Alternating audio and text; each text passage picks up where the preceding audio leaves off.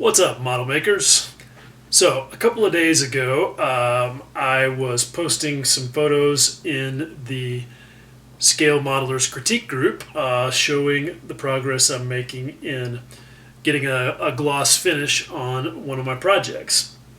It's the Maschinenkrieger, and I have been working hard to polish the clear coat. And my buddy Andy Firth, who is also known as Central Industrial Art Modeling, asked me or said I should do a tutorial. I was like, okay, well, there's really no magic to it, but sure, why not? I mean, I had to learn how to do it, so maybe I can help you guys do it. And so what I'm going to do here is show you real quickly how, using this little thing right here, to turn a shiny finish into a smooth shiny finish.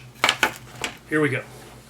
Okay, so here we go. This is actually something I've got going with another project, actually for a test of some metallic paint, and I've got some U-POL 2K urethane clear on this part of it. And so that's a good place for us to do a quick demonstration of how to polish it. First thing I do is take a pretty well-worn piece of 240 grit sandpaper, actually a sanding sponge, and just give it a few quick passes, nothing real aggressive. It is possible to sand all the way through this stuff, so you want to have a light touch, but what I'm doing here is just being clumsy mostly, trying to get a good grip on this thing and get the right angle. This horizontal stabilizer might not have been the easiest place to demonstrate this, but we'll soldier through it. We're just going to do a small area here. What I'm doing with this is, you can see that making a quick pass over that with the sandpaper not only knocks the shine off of it, but it highlights the defects. So you can see right there, I've got a little defect there and one right there. And if there were much of a serious orange peel there, it would definitely be showing. So this is a good diagnostic tool. Now what I'm going to do is I'm going to take this 2400 grit sponge from the Novus polishing kit, and we're going to go over this section and get all of these little goobers worked out of it. Now you'll notice that I'm changing directions every so often, and that's important to crosshatch, because if you only ever sand in the same direction, you run the risk of creating little trenches and gouges and defects that are just going to be impossible to hide if you don't take care of them. So another thing to do is, you'll see how the clear dust builds up on the sanding sponge. Just wipe it off on your sleeve every so often and get that off of there, so that you've got good cutting action. And just going to keep working on this little area, because I really want to get rid of that goober right there to show you how that's done. Almost there. It's kind of tough when you're right next to a panel line or a ridge or something like that, like we are in that spot, but we're getting there. It's not too bad. Okay, what I'm looking for is to have a nice uniform finish there, where there are no, there's not any blacker spots showing that would indicate a low spot. So I've pretty well got that covered.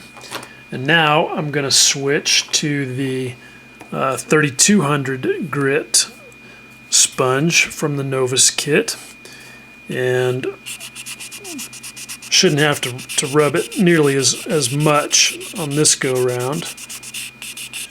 you can see how the surface finish changes. And as soon as that does that, you're done. And you can kind of tell because it starts squeaking. But that gets you to the next level. Now, the Novus system includes sponges that go from 2400, 3200 to 4000, then 6000, then 8000, and then 12,000.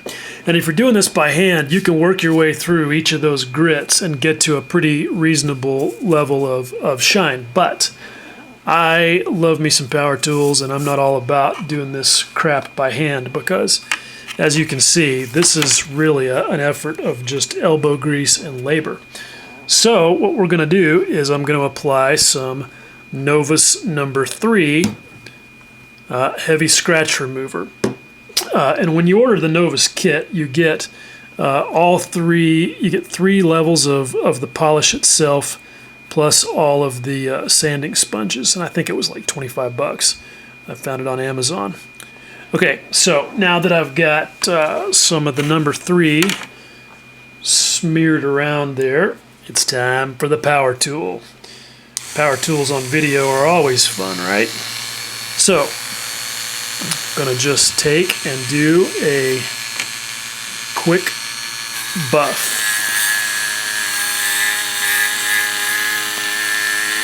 And I'm running this thing at about medium speed, but and you know, it won't hurt your fingers if you polish your thumb at the same time that you're polishing your model airplane. But you have to be careful not to catch the edges because it'll grab on you and you could run the risk of doing some damage to the surface you're attempting to make shine, and that's never a good thing.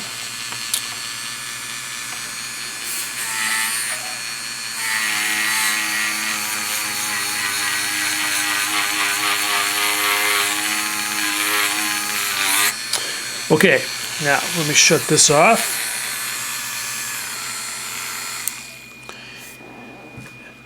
Okay, so you can see that we are at a pretty decent shine. Now, if I were going to just spray a metallic paint over that, that might be good enough.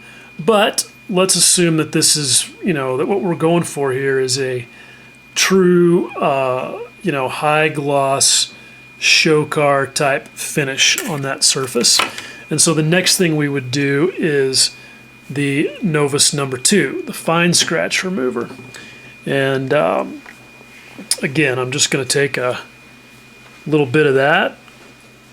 What I do is I just squirt some out on the bench, and then I take my finger and I smear it on here. And I like to let that dry because I find that it works better to buff it after it's dry. So we'll give that a couple of minutes. Okay, we're back, and that polish is pretty much dry. It just takes a few minutes, and you can also dry it with air from your airbrush. So now we will just hit that with the buffing wheel and see what we get.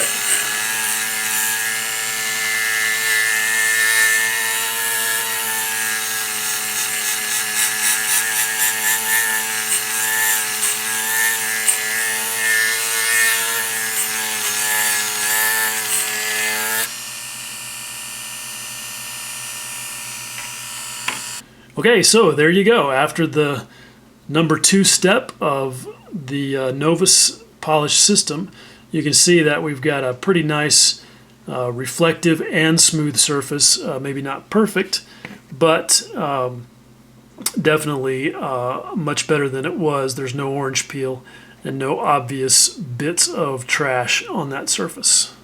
Okay, there you go. That's all there is to it. You can see that there really is no magic to it. It's mostly just about elbow grease and determination, and paying close attention to what you're doing and having a sharp eye for for those little goobers that you're trying to get rid of, and just being careful not to go too far. So really anybody can do this. It's not something that you should be afraid of.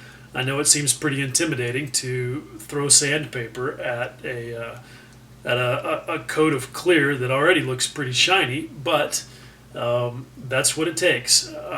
Because even if you look at your car, the clear coat that was put on there by robots that do it perfectly every time has orange peel in it. So the likelihood that you're going to get a perfectly smooth clear coat in your little spray booth with your little airbrush is pretty remote. And if you want to be serious about it, you got to do some serious work. So if you're interested in the clear coat that I was using, the U-Paul, this is it. This is the resin, and this is the hardener. And I think the grand total for the two of these was probably like 35 or 40 bucks. I can't remember. It's been a while since I bought it, but I got it on Amazon. And it is nasty stuff. Urethanes are not something to mess around with. Don't even think about doing it without a proper ventilation setup and a mask. And you really should have something over your face to make sure that you don't get any of it on your skin. I mean, look, a little bit of it's not going to kill you, but you definitely don't want to be taking a bath in this stuff. Okay, if you got any questions, hit me up. And as always, if you're still watching, thanks a lot. I appreciate it. Much love.